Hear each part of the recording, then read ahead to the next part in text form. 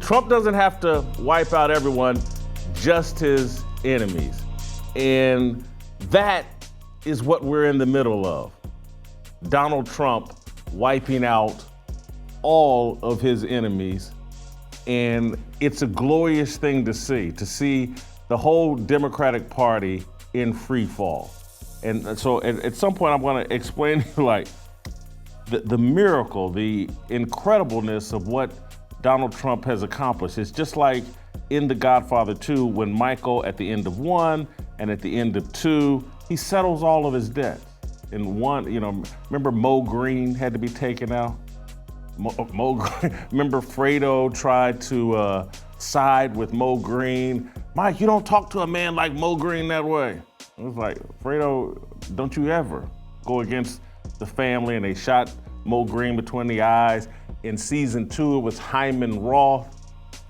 Well, in the political sense, what Donald Trump and Elon Musk, his underboss, who's the underboss in that today? It would have to, Elon Musk, despite having all the money, he's Trump's underboss. He's kind of become that. Yeah, he's Trump's underboss. And so he's helping him take out Hyman Roth. He's helping him take out the Bush family, the Clintons, the Obamas, the Bidens. It's incredible. They had Donald Trump backed up against the wall at the brink of, they tried an assassin's bullet, they've tried to get him through lawfare, they've tried to put him in prison. Everybody's sitting there on the edge of their seat. Oh my God, there's no way Donald Trump can escape all of these attacks. And he did. And he did. It's a miracle. You couldn't write a movie script that played out like this. Maybe it is a movie. Maybe we're just watching a movie play out. But Donald Trump is surrounded. He's got Fannie Willis. He's got Alvin Bragg. He's got Letitia James. He's got Jack Smith. He's got, who's the clown that they won't even tell us that they shot and killed, that allegedly took a shot? The transgender person, or I don't know, the dude was in the BlackRock commercials. They try to shoot and kill him.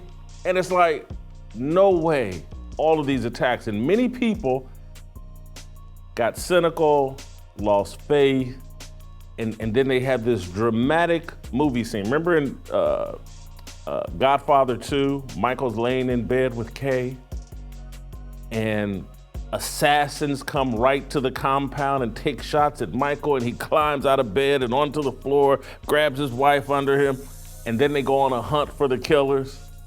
At least the Corleones did, and Trump and Elon Musk right now are on the hunt for the would-be assassins of Don Father. Don, the Michael Corleone of American politics, the man that cannot be destroyed. And he tells Tom Hagen in Godfather Part 2, like, hey man, I don't have to wipe out everyone, just my enemies.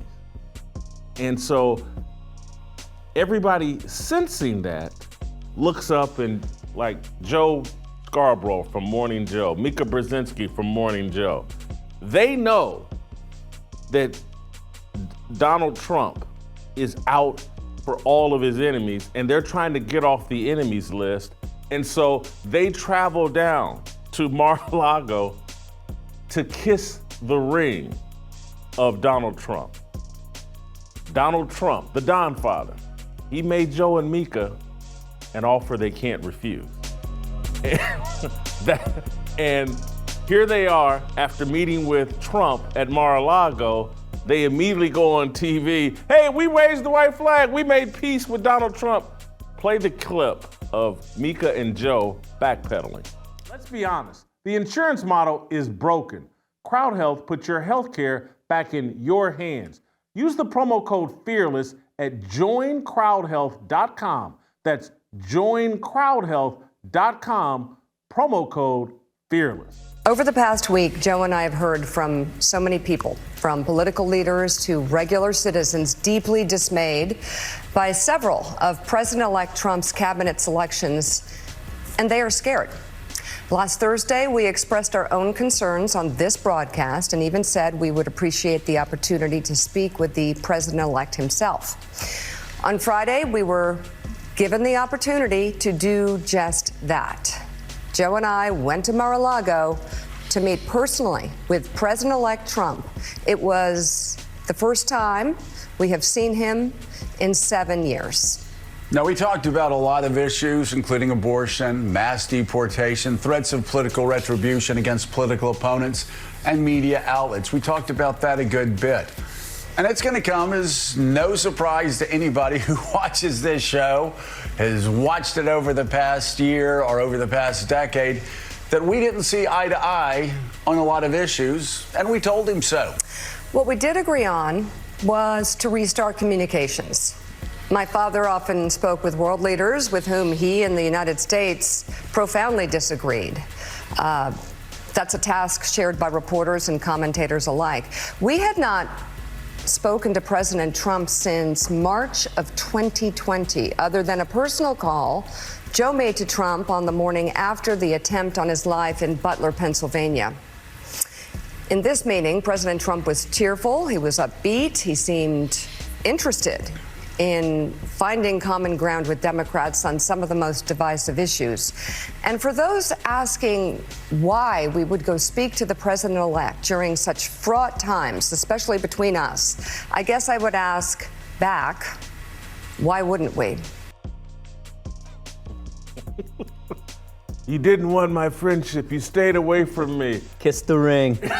Remember, this is going back to Godfather 1, but the mortician that didn't want to befriend Don, and then he needed him, and then he came in and it's like, you never wanted to be my friend? Now you come and ask me to do murder on my daughter's birthday?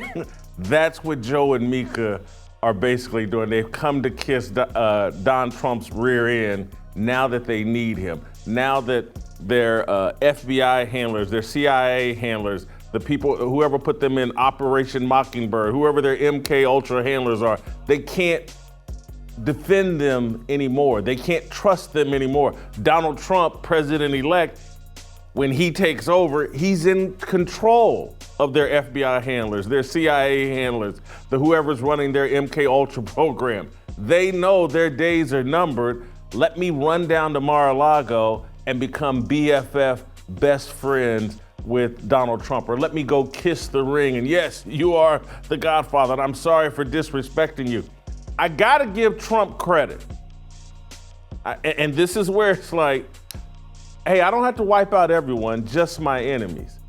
And he's basically so far stated, now we don't know, there's keep your friends close and your enemies closer. That's another Godfather quote. Maybe he's just keeping them close because he doesn't want to publicly disclose what he's going to do to them.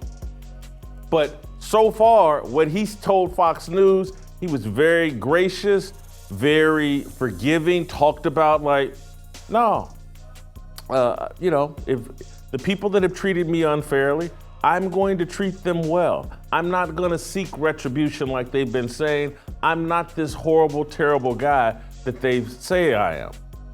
Part of that reminds me of going back to Godfather 1. He's Michael Corleone early in Godfather 1 at the wedding. Okay, that's my family, that's not me. Yeah. He doesn't even know, like, no, that actually is you. You just haven't been put in that position yet. And so part of me thinks like he's just keeping his cards close. He knows what he's gonna have to do or knows what's going to happen to Joe and Mika. Let them come down here to Florida, kiss the ring and all that. Comcast, whoever sells it, whoever their next bosses are, they're gonna take care of those guys. I don't even have to get my hands dirty. I don't even have to tell them what I'm thinking. I don't even have to tell them how they discuss me. But for right now, he's taking the high road, and I got a hat tip him. He's taking the road.